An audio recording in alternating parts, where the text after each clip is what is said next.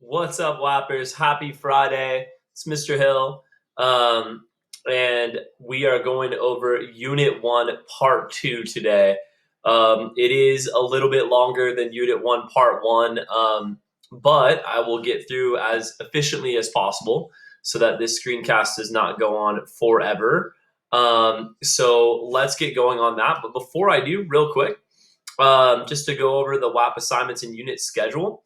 Today, being that it is Friday, April 10th, that means that this screencast will be posted as soon as I'm done doing it. And then Monday, which is a B day, you guys are going to have it turned in by 11 p.m.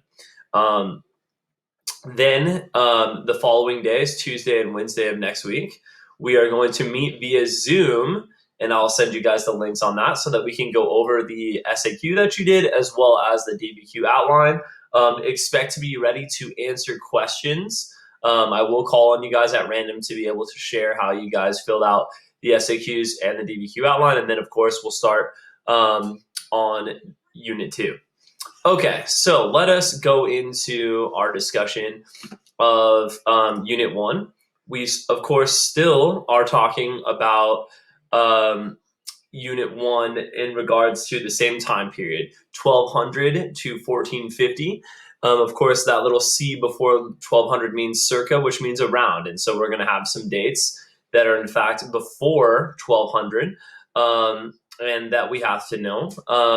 Our key themes, Indian Ocean trade, and we talked a lot about that when we talked about India and China last class. Also, the spread of Islam, which is going to start on the Arabian Peninsula and move throughout the Indian Ocean. And we talked about it coming into India by land. Now we're going to talk about it coming into Africa via the Trans-Saharan Trade Network. And then number 3, we haven't talked about number 3 yet, so we'll get into that one today. Western Europe remaining mostly feudalistic, but begins to centralize as Japan remains feudalistic. Now, we talked about Japan last class, going into feudalism after the Heian period. We'll talk about Western Europe becoming feudal and then coming out of feudalism today. But first, we start in the Americas, and we actually learn about 4 different groups in the Americas that we discuss, and we have to know the similarities and differences between these American societies. If you got a question on state building and governing in the Americas on the AP test for your AP test, you should be able to compare the Mississippian culture to the Mayans, to the Aztec, to the Inca. And how you're able to compare, guys, is by constantly thinking about the themes for this class: governing, culture, social structures, innovations, those sort of things. The Mississippian culture is the only major Native American society that exists in what is now the modern United States, in North America. When we talk about the Mayans, Mayans are in Mesoamerica, which is modern day central Mexico, and then down throughout Central America. We talk about the Aztecs. The Aztecs are in modern day Mexico, and then we talk about the Inca, which are down in modern day Peru and South America. So the Mississippian culture is the only one that is in the modern day United States. It's also, ironically, the one that we know least about. It's a large scale civilization, starts in the Mississippi Valley. But because they didn't have a language source, a text source that we've been able to decipher, and because they disappeared so mysteriously, we don't really know a lot about them. But what we do know especially is that they used to build these earthen mounds, these major mounds here. And we found them in modern day Illinois and Indiana and Mississippi. And so we know that they existed. Sometimes they were in the shape of animals. We know sometimes they're in the shape of a man. But largely they came in these kind of pyramid-like shapes. And then up at the top, they had a temple that obviously held some sort of religious significance. As all of our American societies were, they were agriculturally based. When I say agriculturally based, that means that they are, of course, devoted to farming. And now agriculture actually pertains to both farming and the domestication of animals. But Native American societies largely, guys, really relied mostly on farming. And the reason being is because before the Columbian Exchange, before we had Europeans coming over to the New World, we didn't have some of the most highly domesticated animals in the Americas. We didn't have horses, we didn't have pigs, we didn't have cattle, all of these things that easily yield food, chickens. And so, because of this, Native American societies are having to be able to feed large populations without having the access to these domesticated animals. In addition, our American societies had not yet developed the wheel. And so they are having to get very um, creative in how they are creating these large temples and how they are feeding massive populations. One of the creative ways that they did it was to use maize or corn, beans, and squash together in a trimbiotic relationship where the corn would grow up in a stalk, the beans would grow up the stalk, providing nutrients, and then the squash would grow down at the bottom and kill weeds. And they would work together and obviously yield food for people to eat. Um, and most of these places, including the Mississippian culture, were large agricultural societies. But the Mississippian culture didn't have one large central government. They largely had these towns, and the towns would control all the villages around it, and people mostly living and farming. And at the center of each town, there would be one of these large mounds and temples. And so we know that they had some sort of religious significance there. The largest town and trade center was Cahokia, with a population of 40,000 people. And so we know that people would come and trade at these large towns and marketplaces. We also know that each town had a leader called the Great Sun. This was the chief. And then we knew that the next in society were the priests and the nobles, and all the way down to the bottom where we see slaves. And yes, all of our Native American societies kept slaves. But when you think of Native American societies, you often think about human sacrifice. And there were two Native American societies that did conduct lots of human sacrifice. One was the Mayans, and then especially the Aztec. The Mississippian culture did not commit human sacrifice. They were a largely peaceful society, although, as of course I just said, they did keep slaves, and those slaves were often prisoners of war. But they didn't go out and conduct war to gain slaves or to gain people for sacrifice. The Mississippian culture much more peaceful in that respect.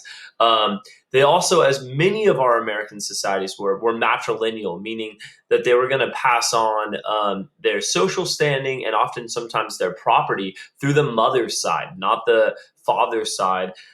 This obviously contradicts heavily with some of the societies over in Asia that are very patriarchal and patrilineal.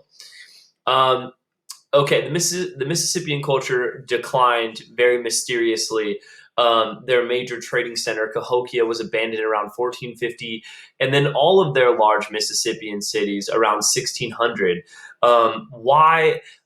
Probably some sort of environmental factor, a big flood, or perhaps a big drought, some sort of weather disaster that resulted in crop failures and not having enough food, and then disease. And disease probably came through to the Mississippian people even before Europeans did, meaning the Europeans arrived in the Americas. And they passed on the disease to Native Americans, who came in and then interacted with the Mississippian culture, causing them to pass away from disease even before Europeans arrived. Whatever the case is, the Mississippian decline shrouded in mystery, as is the decline of this society, the Mayans. The Mayans, guys, are city states. They're similar to ancient Greece, the city states of ancient Greece with Athens and Sparta, all these things, in the sense that they had about 40 different city states. And a city state is when we say a state, is a government that controls the areas around it. And that's exactly what these city states were. They were these powerful cities that controlled the villages and lands around them. But because they were independent, there was no central Mayan government. There was, in fact, just the city-state governments, these Mayan kings that ruled over their city-states and the lands around them. And these city-states often were at war with each other over land resources, and especially tribute to sacrifice to the gods. Now, our geography for this, we are in Latin America, southern Mexico, Belize, Honduras, and Guatemala. That is our Mayan empire. And as I mentioned, we do have these independent city states of the Maya that are ruled by kings. A very common theme, just in the time period, all around the world, is that the ruler of each state is going to have some connection to the divine, some connection to the gods. This is especially true in the Americas. Our Mayan kings, each king was supposed to be descended from a god. And when the king passed on to the afterlife, they became one with his or her ancestor god. And I do say or her because, in fact, yes, it was a patriarchal society, but if there was no son passed down from the kings in the Mayan city states, then women could rule as queens. And this, of course, is very unusual for the time period, guys, which shows once again why the Americans, the Americas, the Native Americans were so much more egalitarian than the rest of the world in this time period. Um, Largely, guys, a very religious society, as all of our American societies were Native American societies. The kings would rarely show themselves at all. They would really rule through their chief priests at religious ceremonies where they commanded priests to give instructions to the people in the name of the gods. Um, People paid taxes in the form of crops to the king. So oftentimes we didn't have a uniform currency. And you remember that with such things as the Aztecs taking, textiles or cloth as payment. But the major thing, of course, that everyone remembers with the Mayans is that they were constantly at war, that we had strong city states that dominated the weaker city states around them. And they didn't fight necessarily to control or gain territory. They fought for tribute. And tribute is defined as payments of humans to be sacrificed to the gods, that we were going to war with other city states for the explicit purpose of gaining slaves and then sacrificing those slaves to the gods. So, of course, the religion here does get people to go to war. This does affect governing in the search of tribute.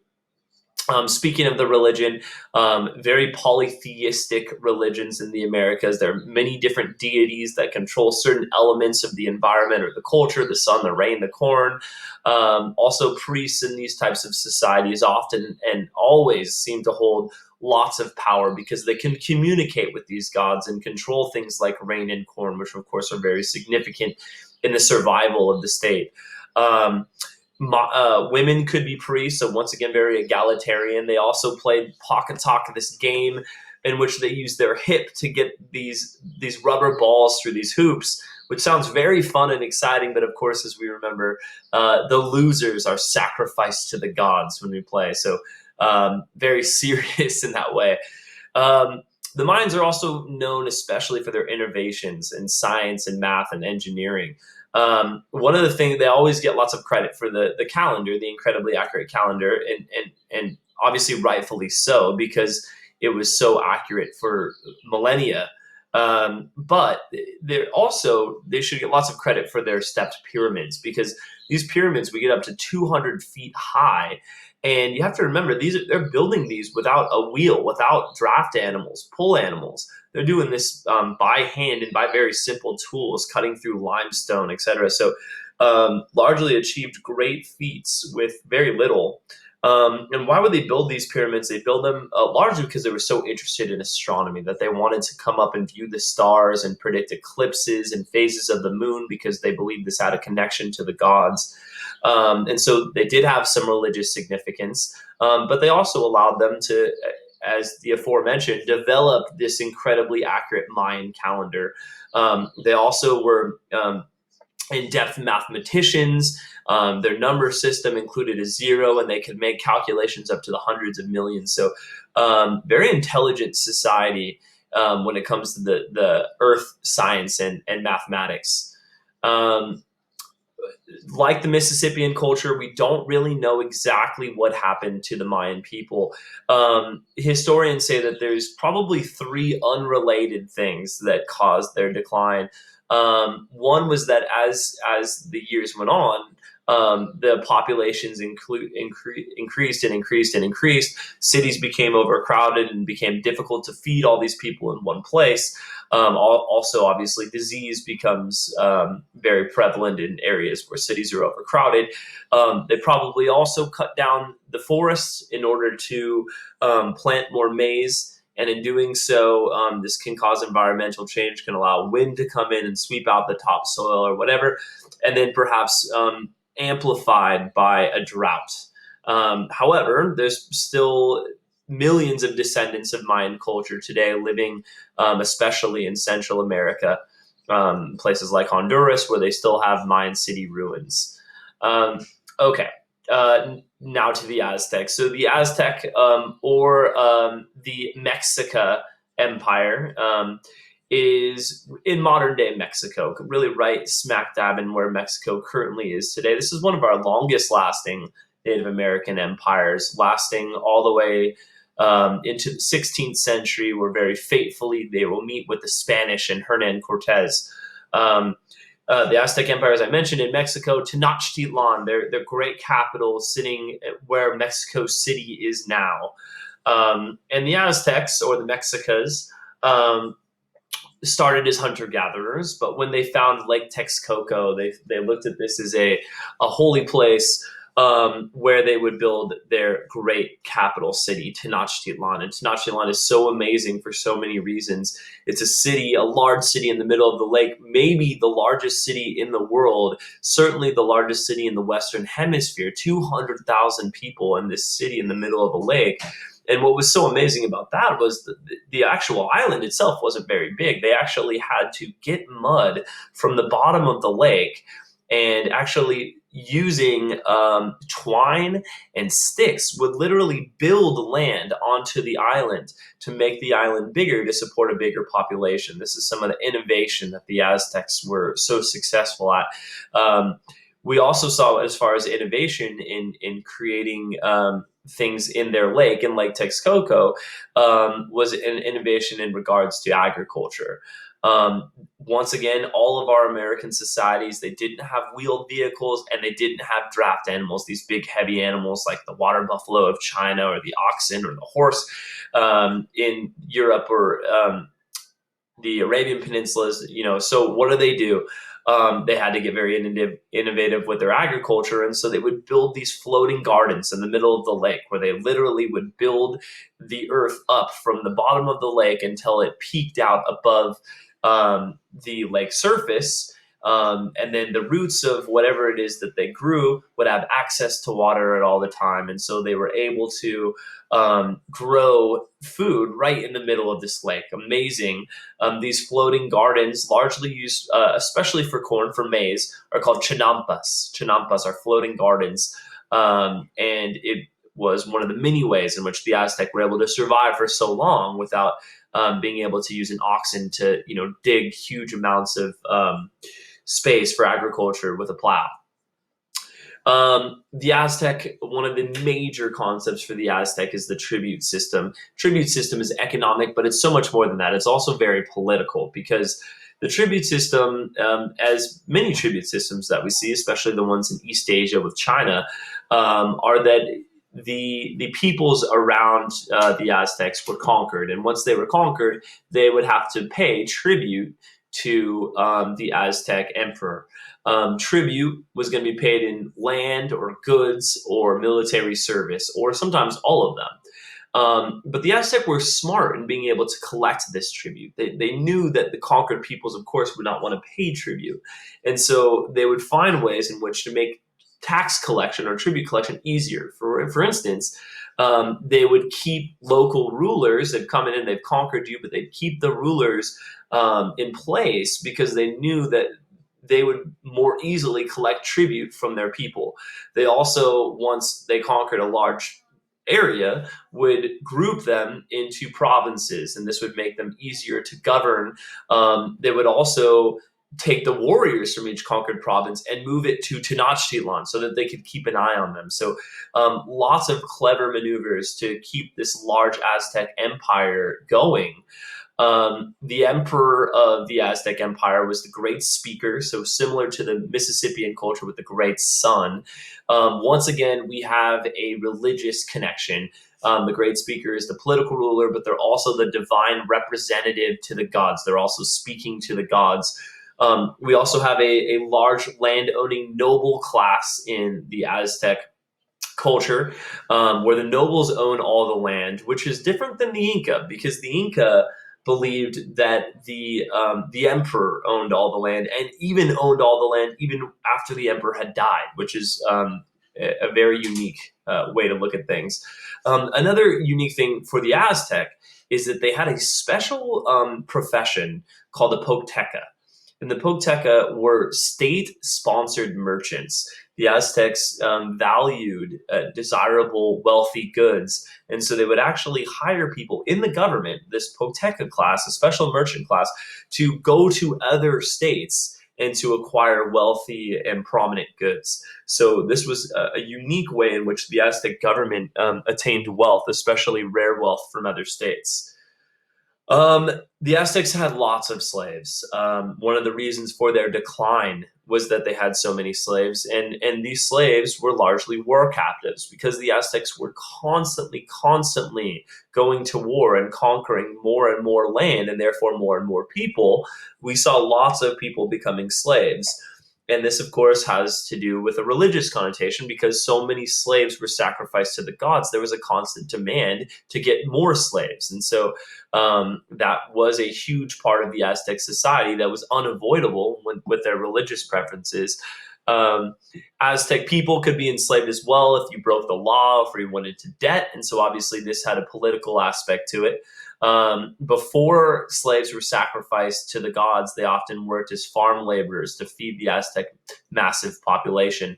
Um, the Aztec religion, just like the Mayans, hundreds of different deities and gods, a rain god, a wind god, all of these things. And they were honored, these gods were at ceremonies and rituals that were hosted by the priest class in Aztec culture. The big thing with the Aztecs, more than any other society that we've learned about, is human sacrifice or auto sacrifice, which the Aztecs believed that the gods had sacrificed themselves to create the world. And now humans had to constantly commit sacrifice to repay them for human sins that have been committed. And so, yes, there was lots of human sacrifice in the Aztec culture. It also had a political connotation because it showed the surrounding states that you don't want to mess with the Aztecs because you could be sacrificed to the gods. And so it did kind of bring a fear factor of them, of their government into the equation. But down at the bottom of the slide, I wrote Spanish exaggeration. And, part of this course is being able to evaluate sources for bias.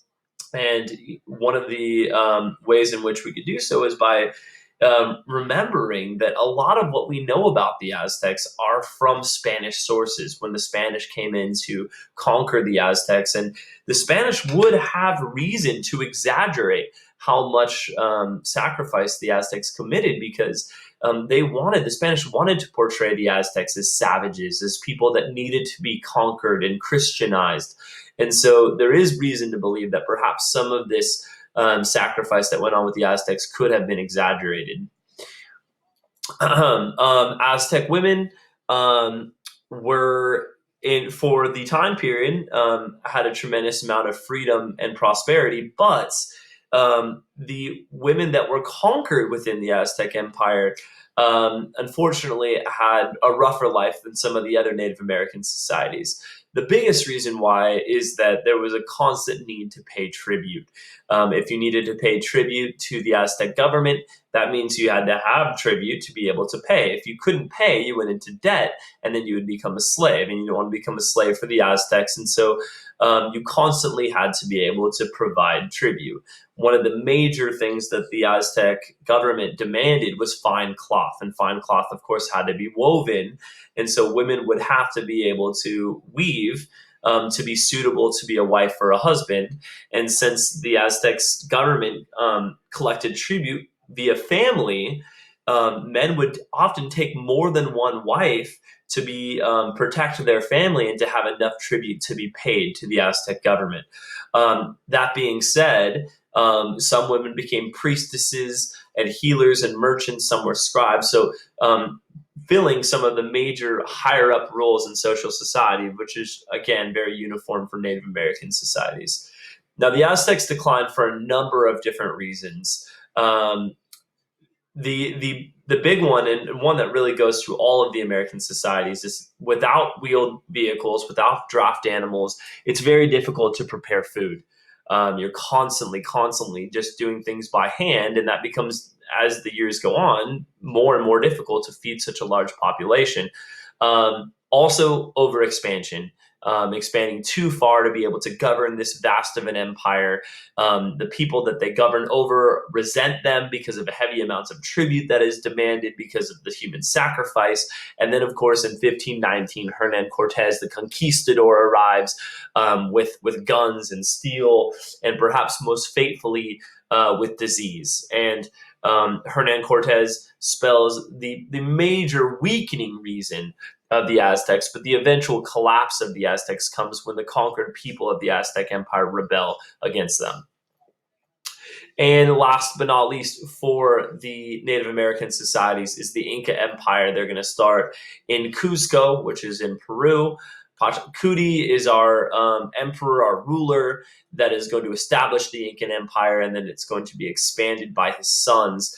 Very similar to the Aztec in the respect that they were masters of governing a large empire. When we look at the empire builders of the Native Americans, it's our Aztec and our Inca that built empires. Our Mayans had city-states, and our Mississippian culture was a bunch of towns.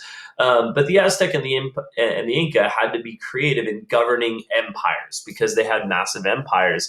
And the Inca did this really well. They split up their empire into 4 provinces that were each governed by a governor that had bureaucracies, and then all provinces took order from the capital, from Cuzco. They also managed their people much better, as far as they didn't harbor as much resentment from the people that they managed, because they did not force people to pay tribute, and they largely didn't conduct human sacrifice. They only conducted human sacrifice when things got really, really dire, a massive loss in a war or a massive drought that occurred. Otherwise, peoples that were conquered simply had to work to improve Incan society in the Mita system. The Mita system was a system of mandatory public service for men. You were largely working for the Incan Empire for most of your life, although you only worked 9 months out of the year. So you did get a summer off, a time to rest. But farming, construction, largely building warehouses where they would keep surplus crops, or the Carpanon, the long road that stretched throughout the entire empire. The Inca did force you to assimilate. They did require that you learn Quechua, their language, that they study your religion and your history, but obviously not sacrificing you if you fall into debt or not pay tribute. So that's always good. Just like every other Native American society, maize, such a big part of their agricultural society, as well as potatoes down in South America. They're constantly paying part of their crops over to a local ruler who would very smartly put these crops into warehouses. They had warehouses in the Andes that they kept food out of the food supply, so that in times of a drought or a famine, they would be able to access these in times of need. They also, in regards to the crazy climate in Peru, developed a really innovative farming technique called waru waru, which is pictured down here in this bottom right picture, where we see these raised farm beds and then these lowered kind of valleys next to them. And what they would do was they would put the crops up here, and then in times of heavy rain, the rain, if it were just flat, would flood the crops. And so because you have these valleys, these channels next to them, the rain would wash off and build up in these channels. And not only would the crops not be flooded, but also you have all this excess water that you could use in times of floods. So very innovative, very successful, part of the reason why the Inca stuck around for a long time. But one of the reasons why the Inca got into trouble was this belief, royal ancestor veneration. They believed that the rulers, the emperors that ruled over the Incan Empire, continued to rule from the dead. They constantly ruled, and that while they continued to rule, that meant that all of their servants, their possessions, and all of the land that they had still belongs to them. Now, because of that, we often saw that the next son of the Incan ruler wanted to have land for themselves and possession for themselves and property for themselves. So this drove a desire to expand. The Inca didn't expand for looking for tribute or sacrifice, but they expanded looking for land. And because of this, this is going to cause them to overexpand, just as the Aztec did. The Inca, many different gods. Of course, they're polytheistic. Inca means the people of the sun, and the most important god in their religion was Inti, the sun god. In fact, their most important temple was the Temple of the Sun in Cusco, where they would honor the sun god and the former Incan rulers. So polytheistic, just as our minds were, and as really all of our Native American societies. The priest class in the Inca, very important. They would study signs from the gods and use these signs to consult the emperor and to advise military decisions. Things like studying the arrangement of coca leaves in a dish or watching the movement of a spider, all could be symbols for the priest class to advise the emperor. They also had some very spiritual beliefs of the physical world. They believed the waka, the spiritual powers of the world, rivers and mountains and stones. They all have this spirit within them, as well as objects like a bridge, man-made objects sometimes had significance as well. Um, Last things with our Inca, the quipu, which is this up here in the top right, a series of knotted strings. This actually was how they communicated throughout the empire. They would have these series of knotted strings that were like messages that had like text-based significance, that they could relay messages, orders from Cusco to some other part of the empire. Also, how they were able to communicate through this huge empire, perhaps the biggest empire in the world after the fall of the Mongols. And this was traveled along the Carpanon, this major road that went all the way down to Argentina, all the way up through Peru into Colombia.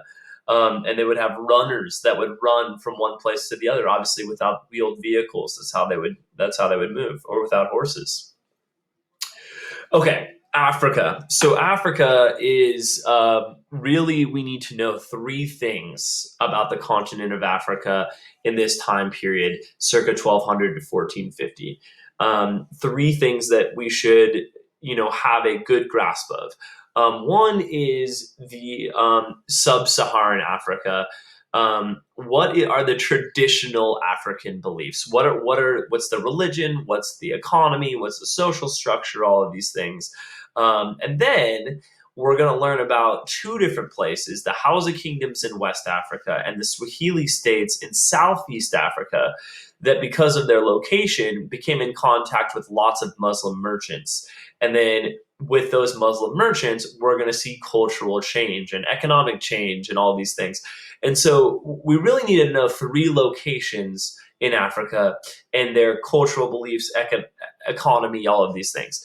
So we start with the Bantu speaker migration, because the Bantu speaker migration is going to be the foundation for what some would consider the traditional African culture in sub-Saharan Africa. Of course, when we say sub-Saharan Africa, below the Sahara Desert, so we're talking about a huge part of the continent. So on that note, the Bantu speakers, and this, if you can look at the time period, guys, 3000 BCE, so a long time ago, right? Thousands of years ago. Bantu people were an ethnic and language group that started over in Western Africa, over here, the original Bantu homeland, and they are going to migrate. They're going to migrate south and east. And the way that you think of this migration, I know I told you guys this in class, but you think of it like our own American westward migration across the North American continent, where they didn't just walk across the continent, right?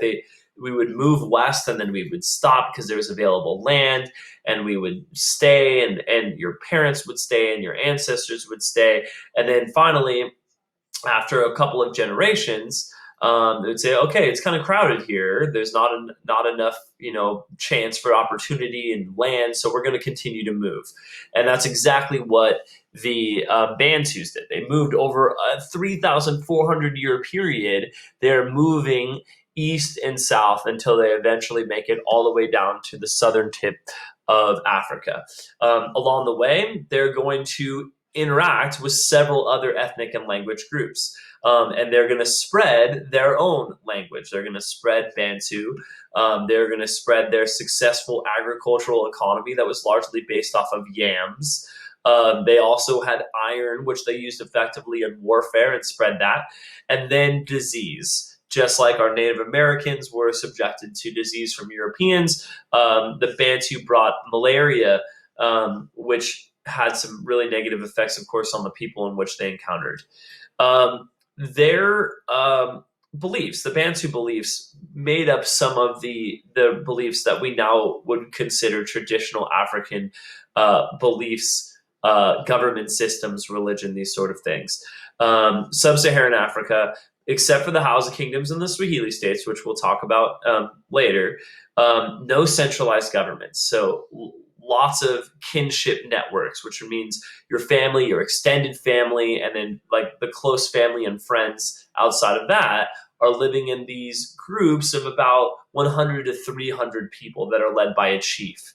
And obviously largely agricultural, no need for a large centralized government if you have enough food for everyone and you're surviving.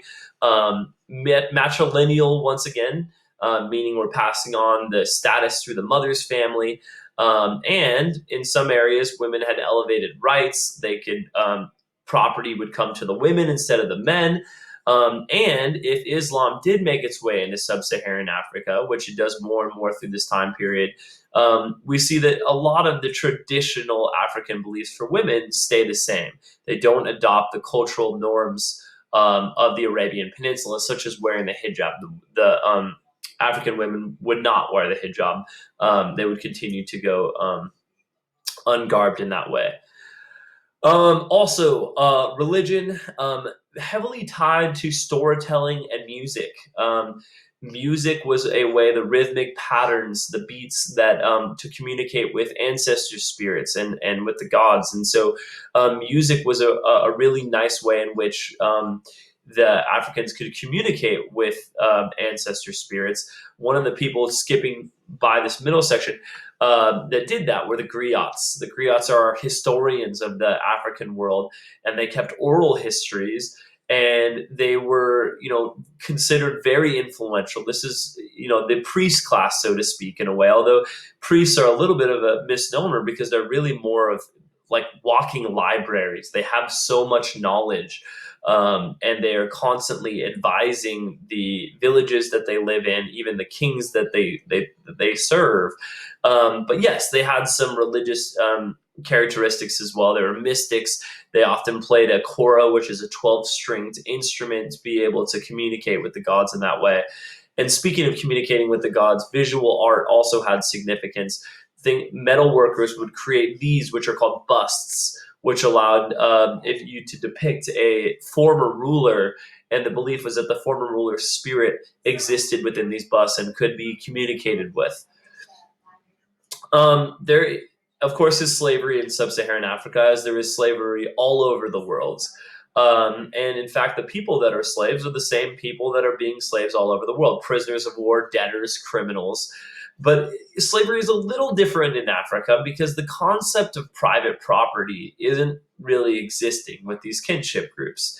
These kinship groups are simply living off the land, and if they have disputes, that rival chiefs would meet together and sort it out. And there wasn't an idea that you owned land and this was your land. And so private property was really not existed in the way that we would think of private property today. And so wealth was measured by how many slaves you had. And so slavery in that way had this kind of added prestige to it in Africa.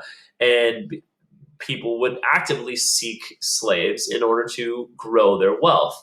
Now, because of this, when the earliest interactions with India and with Muslim merchants coming in from Saudi Arabia, when they came in and made contact with southeastern Africa, which we would now call the Swahili states, they were looking for slaves. They were constantly looking for slaves, and millions of slaves over hundreds of years were traded from Eastern Africa to places like India and especially Saudi Arabia and the Middle East. Ironically, the Arab traders preferred women over men, which was different than our Atlantic slave trade coming from West Africa to the Americas. Because if you're coming from West Africa to the Americas, you're probably working in agriculture, especially plantation agriculture. If you're coming over into the Middle East, you're probably coming in to work in a city, to work as a laborer on a dockyard, or perhaps working as a soldier. Arab traders preferred women because if they had their already allotment of 4 wives, that they could be used as concubines. And so that was, one of the nasty elements of it, certainly.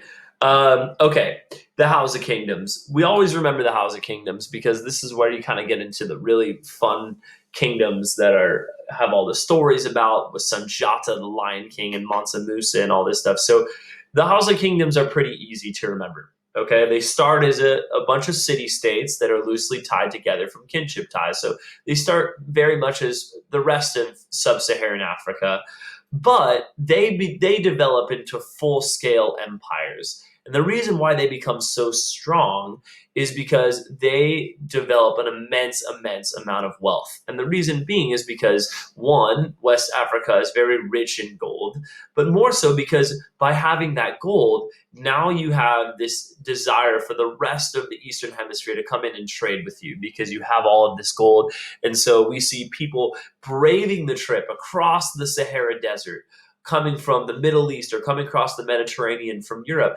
because they are looking for that gold and they are bringing fabulous wealth from wherever they're coming in. And so places like Ghana and Mali become immensely successful. But to be able to get there, you need to be able to travel across this thousands of miles long desert, the Sahara Desert. And to do this, they started using camels. Replacing the horses or the donkey because camels can consume 50 gallons of water in 3 minutes and they can hold that water. They can eat cactus. They have these long eyelids that can block their eyes from the desert sands. So all of these reasons makes the camel a perfect adaptation to the Sahara Desert. And ironically, camels aren't even native to Africa. They're coming from Arabia.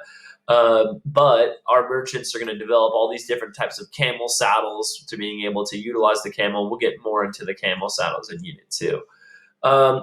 Okay, so the trans-Saharan trade as a whole. Lots of different networks coming over to Western Africa. The big trade centers out of Western Africa, Timbuktu and Gao. Those are our two big ones. Those make up the two major trading cities in the Malian Empire in Mali. And of course, the biggest reason they're looking for gold, but also secondarily, ivory and slaves. One of the continuities in this class is that Africa, for hundreds of years, is trading gold, ivory, and slaves. And they are trading these things for things like salt and textiles and horses that they could get from the Middle East or from India. Because all this wealth is coming into Western Africa, we see these wealthy kingdoms emerge. The first one is Ghana. Ghana just kind of sets the stage. Ghana is the first of these Hausa kingdoms to establish this empire out of the capital city of Kumbai Saleh. They've got a centralized government. They've got an army with iron weapons. And they regulate trade in the area. And while Ghana is not as big as Mali and why it doesn't last as long as Mali, it does show the Malian Empire how to establish a successful empire in West Africa. And that's exactly what happens. Mali comes out of the ashes of Ghana. It becomes richer than Ghana. It becomes bigger than Ghana. And they're especially going to capitalize on the gold trade and taxing trade through their area, through their wealthy trade cities, Timbuktu and Gao. We also know that Mali becomes a very, very religious empire with a non-African religion, with Islam. Islam has now made its way across northern Africa, starting with the Umayyad dynasty or caliphate that comes in and conquers northern Africa, later the Abbasids, And then just, of course, merchants. I mean, more than anything else, the spreaders of Islam will be Islamic merchants that are making their way into these trading cities. Books become a very expensive commodity, as they always do in heavily Muslim areas, because of the significance to learning passed on by the Quran and by Muhammad. Okay, Sunjata. Sunjata is our first ruler of the Malayan Empire. We all know the story. We've covered it several times. Sunjata is his father's empire was attacked. His whole family was killed. He was a cripple. He was left to survive. Yet he trains through his injury and returns and forces his enemies out of exile. Of course, this is the story that the Lion King is based upon, and he establishes Mali as this very successful gold trading state. And then his grandnephew is Mansa Musa. And Mansa Musa, the most famous of the African kings, because he is fabulously wealthy, estimated at about $400 billion of wealth in today's economy. Um, he is famous, of course, because he has all this wealth and he shows it. He goes on this extravagant pilgrimage to Mecca, bringing with him hundreds of camels and followers and servants. And along the way, he's going to stay at many different trade post cities, and he is going to very lavishly distribute and give gold to the people that host him along the way. He makes his way over to Mecca on the Arabian Peninsula. He prays at Mecca, and then he returns. And when he returns, he is even more of a devout Muslim than when he came, and he is going to establish schools and mosques and really try to encourage the study of Islam in his empire, in the Malayan Empire. Okay, now, we just talked about the trans-Saharan trade coming into northern Africa. If you can look on the map on the right here, obviously here is Mecca, here is the Arabian Peninsula. This is where the center of Islam, the heart of Islam is. And we know that, after Muhammad, it expanded in multiple directions. It expanded this way into India, it expanded this way into northern Africa. But another way in which it expanded is by sea and Indian Ocean trade. We talked with our first unit review about it expanding into the southern portion of Africa through trade in places like Calicut, coming into these wealthy trading cities. Of course, it also expanded this way through the Strait of Malacca into Southeast Asia. But the last place where it's going to spread is over into southeastern Africa and what we call the Swahili states. They weren't called the Swahili states in the beginning, but they became called the Swahili states because that becomes the language that is spoken there, which of course is a syncretic language of Arabic and Bantu. The thriving commercial centers down here, places like Kilwa and Mombasa and Zanzibar, they're trading the same things that are being traded in northern Africa: ivory, gold, and slaves. They're especially prizing things all the way over from China. And a Chinese merchant wouldn't sail all the way over to Africa. A Chinese merchant would come in and stop in India. And then an Indian merchant would get these Chinese goods and make their way over to Africa. Chinese porcelain, especially valued in the Swahili states, and we know that because so much of the Chinese porcelain has been discovered in Eastern Africa.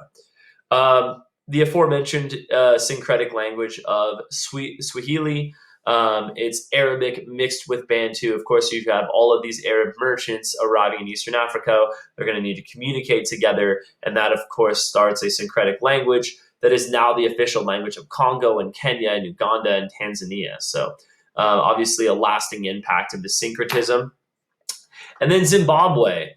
We talked about Ghana and Mali as being the strongest of the Hausa kingdoms up in Western Africa. Down in Eastern Africa, the strongest will be Zimbabwe. Zimbabwe, just like all of Africa, is going to be devoted to agriculture, but just like the Hausa kingdoms, they are very successful in gold trade and taxing trade. This is how Zimbabwe becomes rich and successful. We know that they became very rich and successful because you can see throughout their history, all of their buildings, their dwellings were wood, and the Bantu word for dwelling is Zimbabwe. And so we see that their Zimbabwe's went from wood to stone, showing that they had more wealth. Then the Great Zimbabwe is the capital city of the kingdom of Zimbabwe, and it had this great wall that surrounded the city. But unfortunately for the citizens of Zimbabwe, the wall was built. And then as population rose, at its height, 20,000 people, you no longer could farm within the wall, that there was not enough resources, there was overgrazing that occurred. And because of this, they actually had to desert the city. And it now stands as a relic in modern day Zimbabwe. Also, one kind of unique state in Africa was Ethiopia. Ethiopia kind of stood as, as an island of Christianity in an otherwise Muslim continent. Um, and this actually goes all the way back until the Roman Empire, where the Romans used to travel from the Mediterranean Sea and they would come into this Red Sea here and then come and trade with the Africans down here in what the state at the time was called Axum. And this is where Christianity came in first with our Christian merchants from the Roman Empire. It first started back in the first century. And then in the 12th century, we saw King Azana of the Ethiopian Empire, or Abyssinia, adapted Christianity as the state religion. And they actually ordered the construction of Christian churches made of rock all throughout Ethiopia. And so for 400 years, we saw Ethiopia being the lone country in Africa that was devoted to Christianity. You have these really cool rock Christian churches. And it was is interesting too how Christianity was practiced in Ethiopia because it's so far from Rome and from the other Christian churches in the world. They kind of took African beliefs and they merged them with Christian beliefs. And so you had a pilgrimage where people would actually go and visit all of the rock churches in a kind of a Christian pilgrimage, if you will. Also, the actual practice of Christianity, the same in many ways as traditional Christianity, but also they believed in ancestor veneration and spirits. So, very unique in Ethiopia in that way. Okay, and then the last place to discuss is Western Europe between 1200 and 1450. And there is a lot to discuss with Western Europe. Um, and it really starts, it's a tale of two halves in Western Europe in this time period, guys. The class starts in circa 1200. So, around 1200. I'm going back all the way to the year 476 to give you guys an idea of really how Western Europe looks in this time period. Western Europe was governed by one amazing empire, the Roman Empire, that lasted for over 1,000 years, was immensely successful, and had really commanded all of Western Europe, all the way through Central Europe and Eastern Europe and Western Europe and down into Northern Africa. It was immensely big and powerful empire. But eventually it falls. It falls in 476 to Germanic invaders. And when this happens, the government that had governed over this area for so long has now been eradicated. And now there is no central government to rule over the people living there. And because of this, cities decline, roads between cities wither away. And now there isn't really a great demand for education, that there is now a demand simply to survive. And so a very rudimentary, a very basic government system emerges, feudalism, where quite simply people with power, with military power, seize power and can control over land that becomes a kingdom. And they want people to stay loyal to them, so they reward some of their land to lords that become lords. The land that they give to these lords are called fiefs. And now these land owning lords promise that they're going to fight for their king. And therefore, because they are owing service to the king, they are a vassal. Anyone that owes service to another person is a vassal in feudalism. And so we have the king at the top, we have our lords below them, but the lords need to be able to fight for the king and protect themselves, so they need professional soldiers. And of course, then the lords' vassals are the knights. And the knights are given a place to live on the lord's lands. And those knights are going to follow a very simple code, the code of chivalry, which is a moral system that they need to be brave, and they need to have honor, and they need to show gallantry towards women. Many of these knights are going to be second sons. And the reason being is because we have primogeniture laws in Europe at this stage, which of course means that only the first son inherits titles and land and all these things. And so if you're a second son, you're out of luck. And you must find a different way to make money. And so many of these second sons became knights. Also, the mass majority of people in society were serfs. Serfs are agricultural laborers that were tied to their kingdom, tied to the land and the people that controlled them. And while they weren't slaves, they, in all practice, were slaves because they couldn't leave the land they worked on without permission from their lord. They couldn't marry without permission from their lord. And every month they had to pay crops as tribute to their lords in order for protection, so that they were protected by the knights of the kingdom. Um, Many serfs only saw maybe another 100 people their entire lives. They really didn't go out and get to see very many people at all. And this is our feudal society. Women in Europe, not nearly as good as other places of the world like Africa or like especially the Americas. Now, if you were a serf woman, you largely just went out and worked in the fields with other serfs. But like China, as you went up in social class in Europe, you found that your life was more restricted. You were viewed as a maiden, as a damsel that needed to be taken care of and needed protection from the knights of the realm. Many women were viewed as weaker because of original sin with Adam and Eve, and because Western Europe is so Christian, that women were viewed as kind of culprits in that sense. They weren't allowed to inherit. They weren't given any education.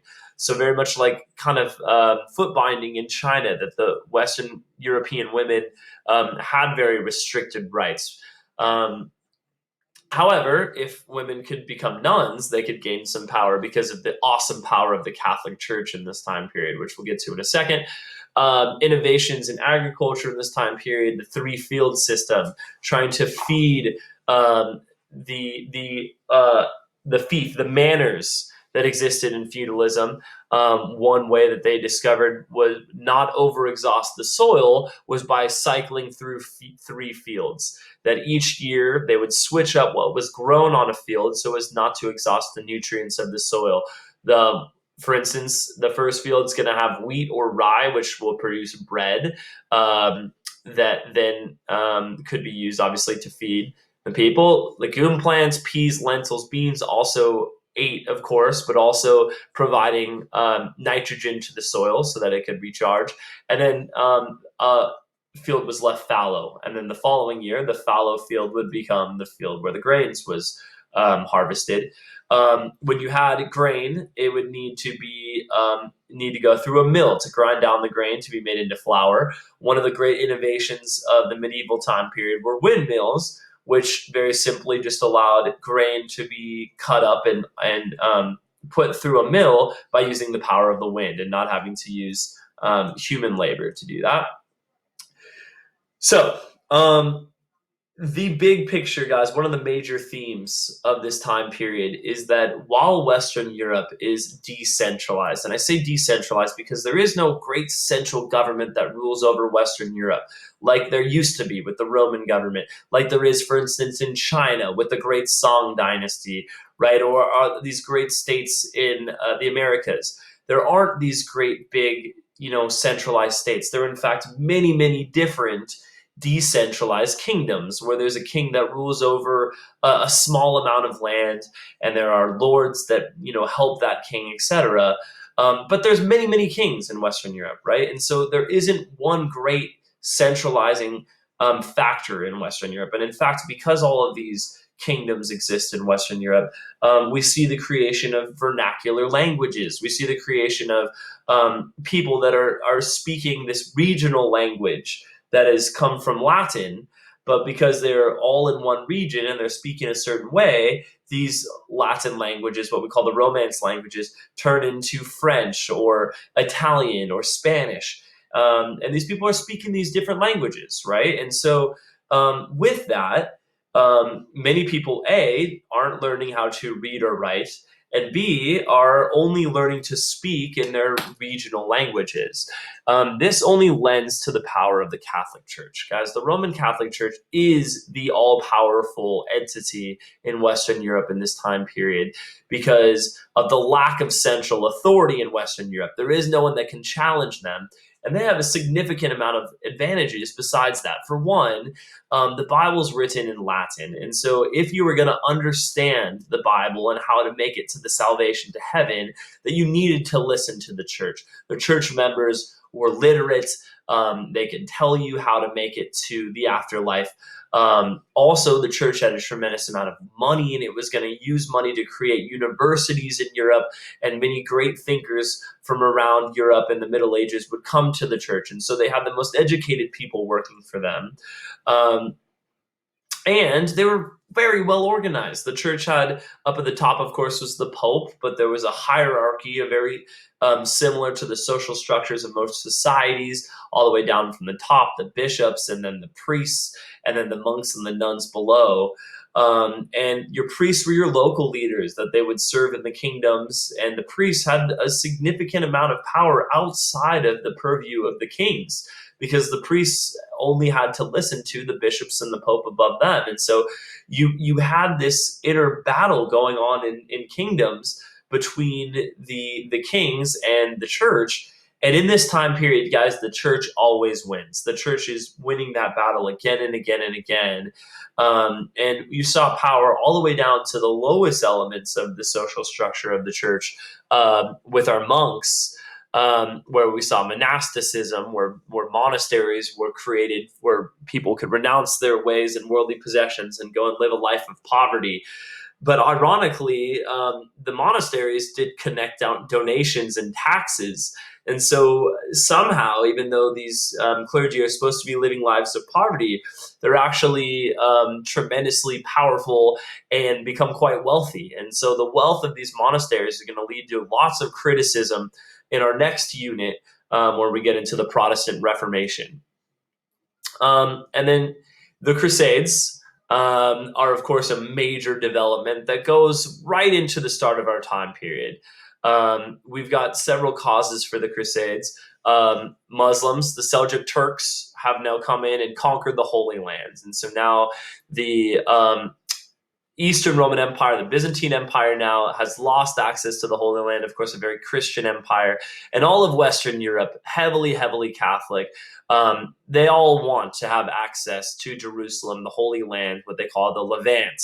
And so there is a desire to retake the Holy Land from these Muslim invaders. Another reason for the Crusades is primogeniture. There just isn't a lot of available land in Western Europe because everything goes to the first son. And because of this, there's lots of people that need a job. And so Crusader becomes an appealing job for many second, third, fourth sons, because you could get lots of wealth in crusading if you could pillage enemy territory. Also, nobles are going to encourage this because you have all of these people that don't have jobs that want their land and their wealth. They say, why don't you go off on a crusade to the Holy Land and get your own wealth? And so nobles are going to encourage this because it's going to keep them safe. We also have merchants that want to be able to trade for the goods in China by land, but to do that, they have to go through the Seljuk Turks, and the Seljuk Turks aren't allowing them to pass through. So our spark of the Crusades is in 1095, Pope Urban II will call all Christians to go and retake the Holy Lands. And we do have then two key dates, guys. And I do give you guys this as key dates because it is really nice to know when the Crusades are going. Because if you did get a essay or a prompt from this time period, the Crusades are almost always excellent contextualization for that time period. And so it's a really good one to know. So there's two Crusades that I would like you guys to know what happened and know the dates for the Crusades, or at least the starting date of the First Crusade and the ending date of the Fourth Crusade. That's what I want you guys to remember. In reality, there are 7 or 8 Crusades, but the first and the fourth are the most memorable and the most important. So the First Crusade Starts in 1095 with that call to arms for Christians to retake the Holy Land. And from the Christian perspective, this is the only successful crusade. And what we have with the Crusades, guys, is all these different kingdoms, and all of these dots represent kingdoms. So you got kingdoms all over the place, right, throughout Western Europe, and they're obviously controlled by kings, and they're going to provide soldiers and men to come in and fight in the name of the Holy Land. And so this was state sponsored, but it was also, people sponsored, that people had a desire to go off and to fight for the Holy Land. So of course there's religious significance, but many crusaders, guys, aren't really coming in and fighting to recapture the Holy Land. They're there to gain wealth. They're there for adventure. They're there because they have no available lands. And a big thing with the Crusades is a lot of it lost its actual significance, because a lot of the people fighting were there to gain personal wealth and rape and pillage. Now, the First Crusade is a perfect example of that, because the Christian crusaders make their way into Jerusalem, which at the time was Muslim controlled, and completely pillage and rape most of the city, which shows obviously that this isn't a big fight in the name of Christianity. Although I'm sure that the state leaders were very happy that Jerusalem was recaptured, but Muslim forces recapture Jerusalem, and so this, of course, leads to more crusades. And the Fourth Crusade, in the name of Christianity, was an absolute disaster. The Fourth Crusade was a crusade, the crusade, in which the Crusaders didn't even make it to the Holy Land, because Venice, which is its own kingdom, has a plan. And Venice is going to get the Crusaders on board their ships that are being transported to the Holy Land and convince them to go and sack Constantinople instead. Constantinople, of course, the very wealthy capital of the Byzantine Empire, which is a Christian empire. And the Crusaders are going to come to Constantinople. They sack Constantinople. This really is one of the defining blows to the Byzantine Empire, which causes it eventually to fall to the Ottoman Turks in 1453. But also just the biggest blow to the Crusades. And the Crusades, it shows that the Crusades really have lost their way as far as their intent to recapture the Holy Lands. Now, what were the effects of all of these crusades, with all these Christian crusaders coming to the Middle East? There's lots of economic effects to this. One of the biggest ones is that Western Europe, who had been in isolation in their feudalism, starts to learn that there's much more to the outside world than just what they're seeing on their fiefs, on their manors, with all of their serfs. And they realize, well, there's lots of wonderful things that they encountered in Asia, such as cotton and sugar and spices. And so there's a great desire to find these wonderful luxury goods from Asia. And there's also lots of technology that were brought back to Western Europe: the compass, the astrolabe, gunpowder, and these things are going to kind of help Western Europe get out of their dark ages. Unfortunately, another side effect of the Crusades was that Crusaders returned with the plague.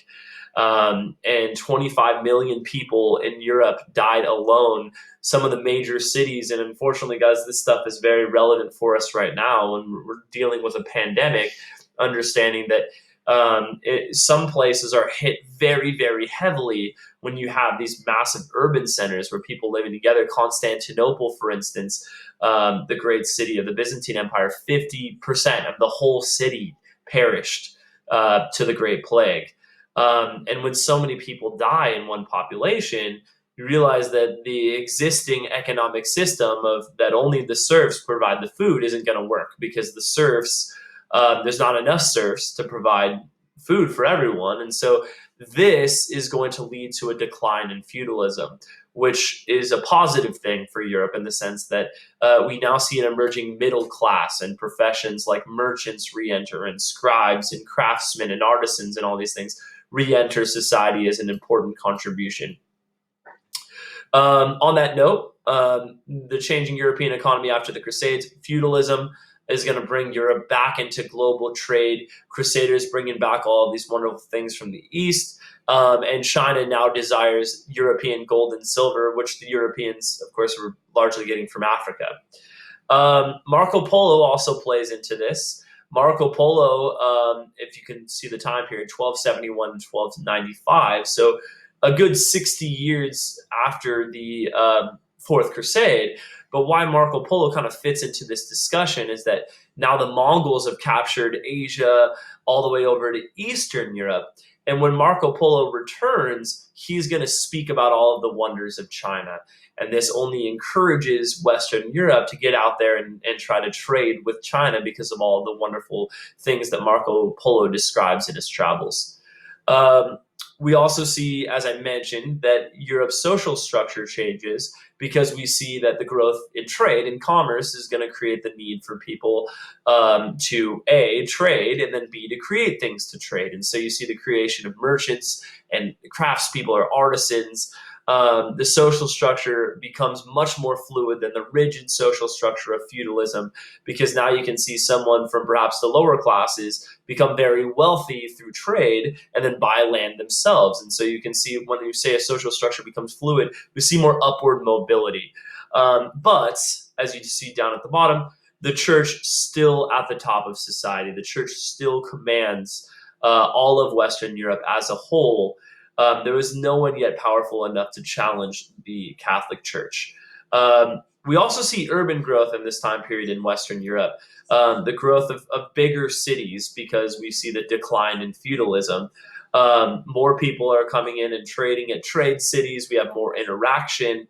Um, but the Black Plague effect, when you see great cities, you see more plague, and the plague is going to sweep through and decimate the population.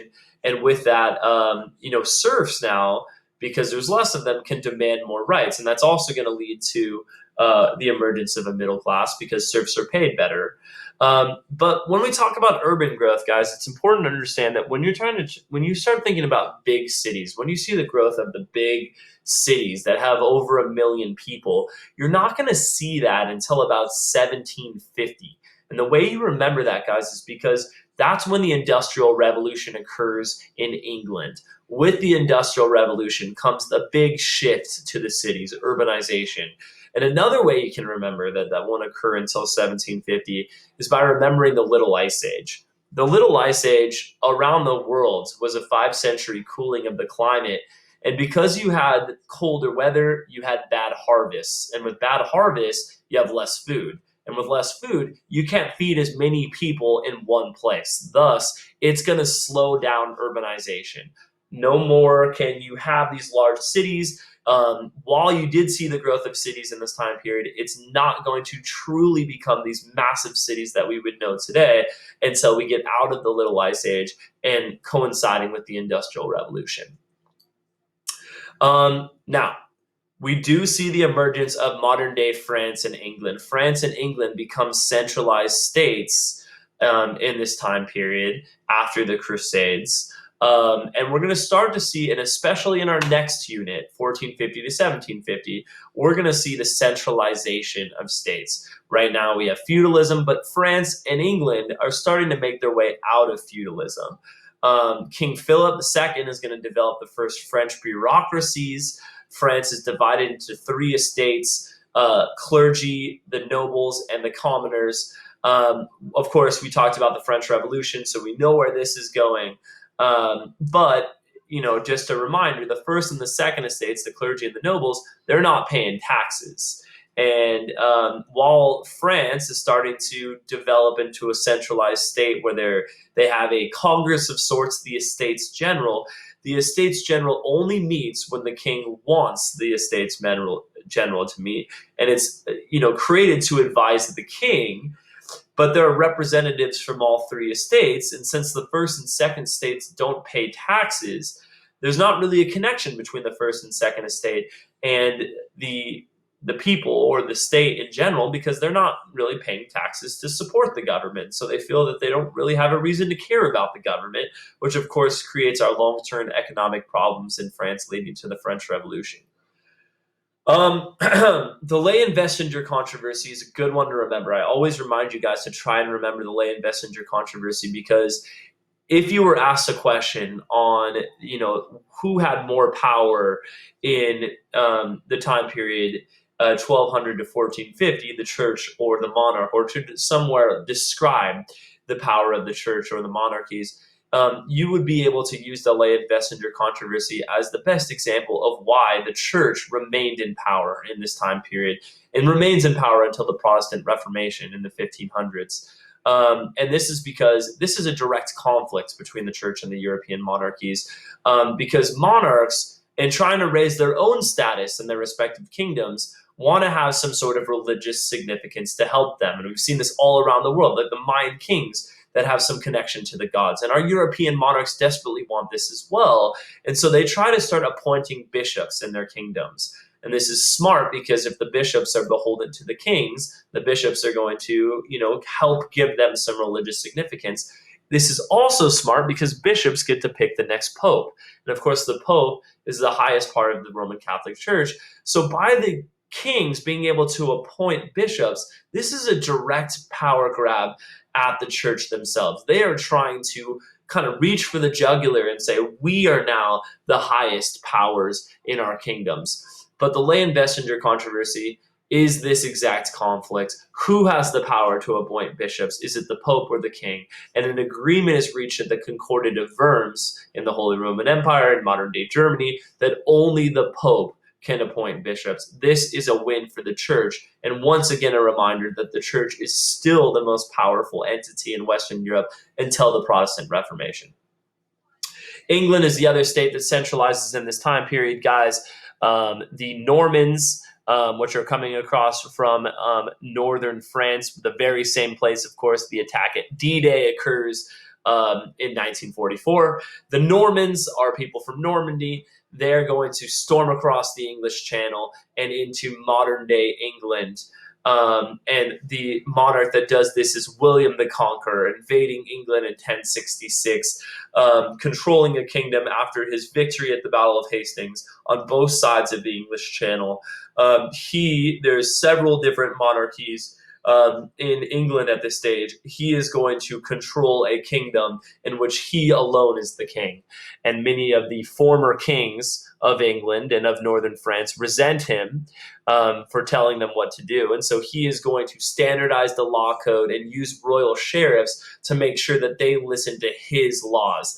This is one of our first successful movements to create these big modernized states in Western Europe after the fall of Rome. He now has created a kingdom in which multiple kingdoms are following his lead, and he's using bureaucracy to do so. So England and France, kind of the first two states to centralize in Europe, using bureaucracies and their own law codes, etc.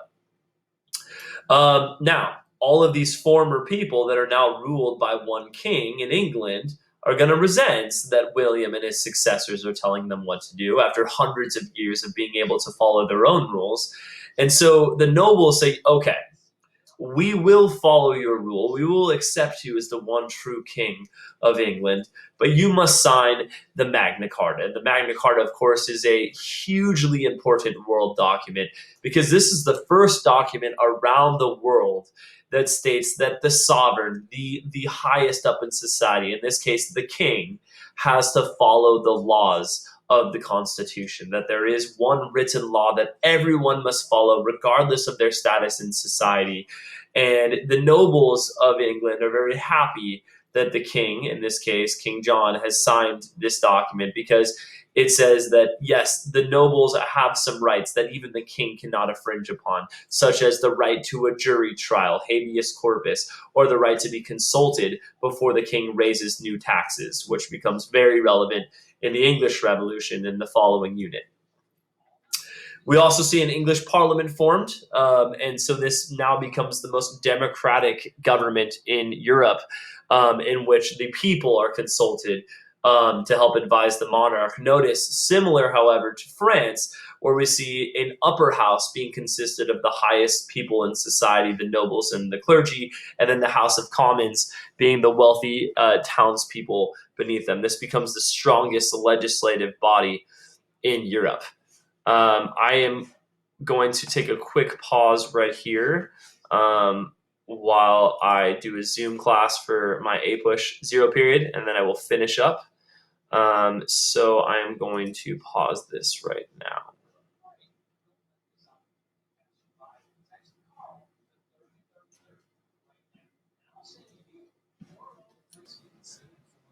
Okay, guys, sorry, I had to pause that really quickly just to teach my A push class. So now I'm back. And that's not right. We were going through this guy. Okay.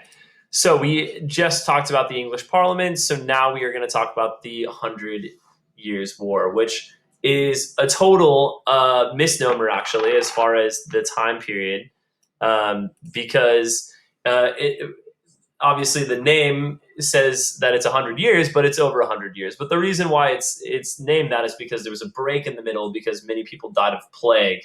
Both sides had to stop fighting and get indoors because of the plague.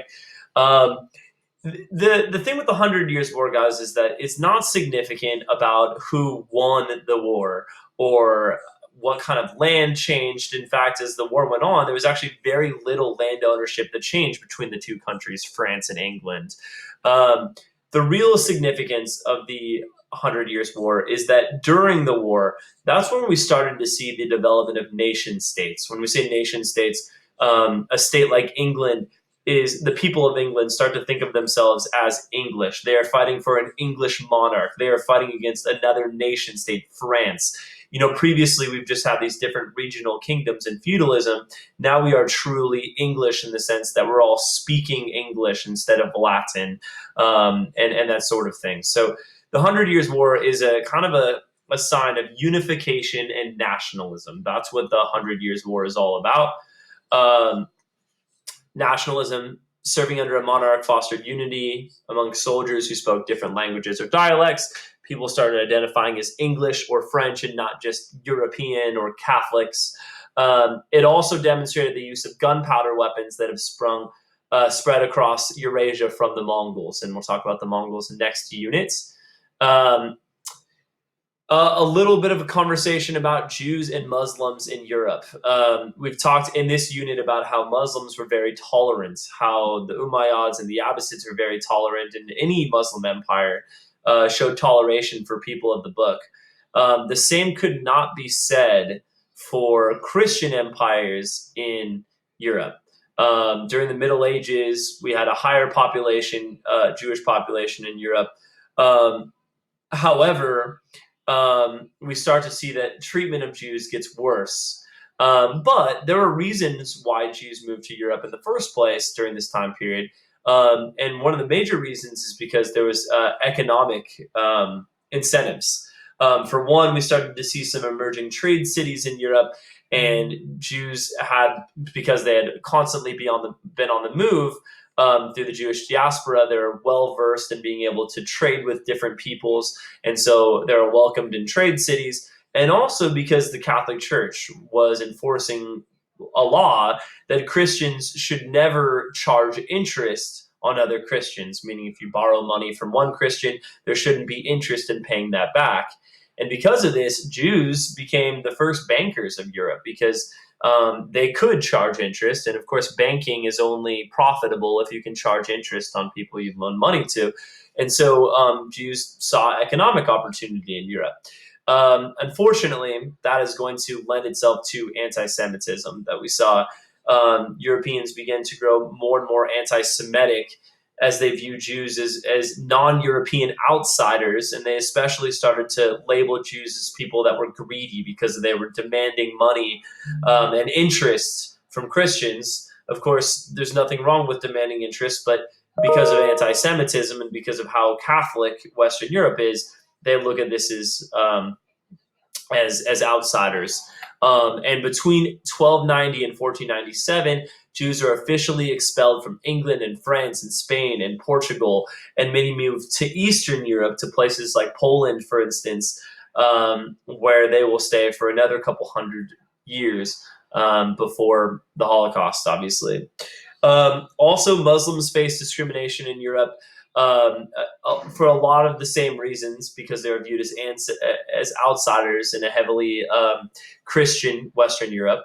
The Reconquista, which is in Spain, and the Reconquista is when King Ferdinand and Queen Isabella come to power together in Spain, two very Catholic monarchs, and they push out all non Christians out of Spain. And so this is going to cause a diaspora of Jews, and it's going to cause a diaspora of Muslims. Of course, especially Muslims from Spain. And you remember that the Umayyad dynasty had conquered Spain and had stayed there for 700 years in a Spanish caliphate called Al-Andalus. Now these Muslims have been pushed out of Spain, and because of this, they are going to spread throughout Europe, especially to Eastern Europe in places like Albania and Kosovo and Bosnia and Herzegovina, which are heavily Muslim today. And then two brief slides on the Renaissance, and then we are done, guys. So why does the Renaissance occur, and what is the main idea behind it? First of all, with all of the middle class, expanding middle class after the Crusades, we now see a middle class with some money, and a middle class with some money now has an opportunity to spend money on things that aren't necessities. They have money in their pockets to spend on things besides just food and shelter. And that's going to lend itself to a revival of art, an interest in learning in the arts. Now there becomes this celebration of God and of the afterlife and all these things. But it's okay during the Renaissance to be able to celebrate God while on earth, and to be able to celebrate your life while on earth. And that kind of sparks this big belief in humanism, which is the focus on individuals rather than just simply making it to the afterlife. A celebration of life is what the Renaissance really is. And it brings about this renewed interest in life and the ancient histories and things in education that had been so de-emphasized in a time of feudalism. And with this, the Renaissance, guys, is going to kind of be the bridge into the Protestant Reformation. And the reason being is because we have more of this revival and learning, and some of the things that they learn about says right on the screen: Greek and Roman literature and art and culture and civic virtue. Well, civic virtue has to do with being the citizen and the right for the citizen. And on those lines, the ancient Greek and Romans were some of our first republics, where people had a say in their own government.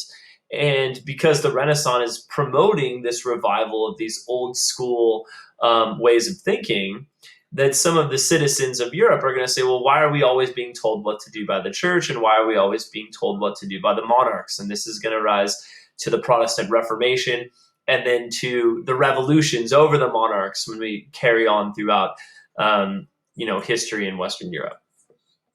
One of the things that really furthers the Renaissance is the movable type printing press that was invented by Johannes Gutenberg. And this was a machine that allowed them to move around letters and be able to then stamp it onto pages, and allowed to mass produce written work. And why that's significant is now that we have much more written work, you didn't have to write things by hand. And so now much more accessibility to the common person to be able to read. And so this is going to spur a growth in literacy. It's going to spread the ideas of Renaissance faster than anything's been spread. And then it's going to have a cultural effect as well, because writers that don't speak Latin or know how to write in Latin are going to write in their own vernacular languages. They're going to write in English or French or Spanish or Portuguese or what have you. And so this is going to encourage the writing of vernacular languages, and that is going to lead to nationalism, because now you have all of these Portuguese writers that are writing in Portuguese, and they're being read by Portuguese, and so you have this pride in being Portuguese rather than just being Western European or just being a Catholic. And so this birth in nationalism is going to really rise to the nation states in Europe, and the creation of now these newly formed states that are centralized and have bureaucracies and have one ruler rather than all these different feudalistic rulers throughout Europe. Okay, guys, wow. We got through a very, very long lecture. I appreciate your patience getting through it. It's very difficult to go through a unit in only 2 PowerPoint screencasts, but we did it. And so now we get to our DBQ outline assignment.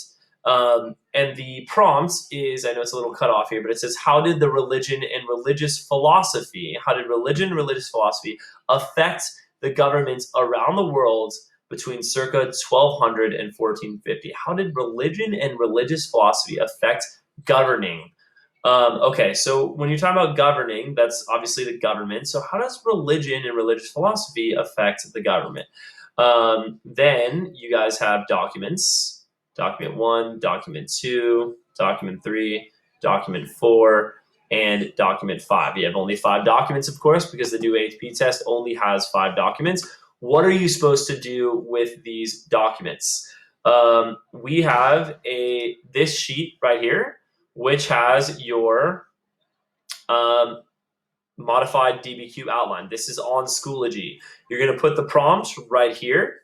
And then right under these little places, you guys can type in the answers to how these provide evidence for the prompt. How does document 1 provide evidence for the prompt? How does document 2 provide evidence for the prompt? You don't need to write out complete sentences here, guys. You just need to put out a couple of keywords and phrases that helps you sort your documents into buckets. Then you're going to give a thesis here. Then you are going to describe and use the documents right here. You're going to happy 2 documents. You're going to give me outside evidence for 2 different documents in proper format: proper noun, define, describe, and then link. And then you're going to write out contextualization, 5 to 7 sentences, and then you're going to write out a counter argument. So guys, this should, be done with your partner. I only want 1 submission from each partnership, meaning I don't want to get 1 from everybody. I want 1 submission from each partnership. You will submit this via Dropbox on Schoology. If you have any questions or concerns, just send me a reminder. I'll be happy to answer it. But it's fairly straightforward. It's exactly how you submitted your SAQs. Please just do it on this Word document, guys. Like, type it in, do it that way. Let's talk about what's due. Today is Friday, April 10th. This is the screencast post for Unit 1, Part 2. This will be due on Monday by 11 p.m. And then we will talk about it in the Zoom meetings upcoming. All right, guys, I hope you guys have a wonderful weekend. Thank you for listening to this long screencast, and I will talk to you guys soon.